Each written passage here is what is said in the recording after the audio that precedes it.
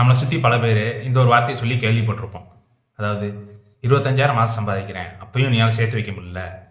50,000 மாதம் சம்பாதிக்கிறேன், அப்பயும் என்னால் சேர்த்து வைக்க முடியல அப்படின்னு சொல்லியிருப்பாங்க. அவங்க எல்லாம் இந்த பார்க்கின்சன் லா அப்படிங்கிறதுக்குள்ள போய் மாட்டிக்கிட்டாங்க.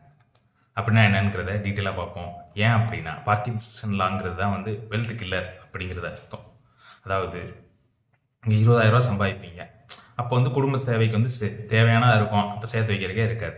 இதே இது 50,000 சம்பாதிப்பீங்க, என்னடா 20,000 சம்பாதிக்கும் போதுல கரெக்டாக இருந்துச்சு, 50,000 சம்பாதிக்கும் போதுல கரெக்டாக இருக்குன்னு நீங்கள் பண்ணி செலவழிப்பீங்க. ஏன் அப்படி அப்படின்னா 50,000 சம்பாதிக்கும் போது என்ன பண்ணுவோம், புதுசாக ஃபோன் வாங்குவோம், ட்ரெஸ் அதிகமாக வாங்குவோம், வேறு புதுசாக சப்ஸ்கிரிப்ஷன் வெட்டியாக நெட்ஃப்ளிக்ஸு அந்த மாதிரி எக்கச்சக்கமான ஓடிடி சப்ஸ்கிரிப்ஷன் இந்த மாதிரி வாங்குவோம். அதே மாதிரி அடுத்து சம்பளம் கூடனாலும் இப்படி தான் வாங்குவோம். இது பேர் தான் பார்க்கின்சன் லா. உங்களோட சம்பளம் கூடிச்சு, உங்கள் வருமானம் கூடிச்சு அப்படின்னா இதை நீங்கள் நம்ம இதை செலவை கூட்டிக்கிட்டே இருக்கக்கூடாது.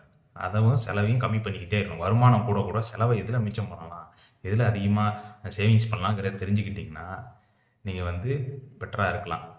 இதை பற்றி இது இன்னும் எப்படி ஸ்டாப் பண்ணலாம் அப்படிங்கிறத அடுத்த வீடியோவில் சொல்கிறேன். இது என்னங்கிறத நாளைக்கு பார்ப்போம்.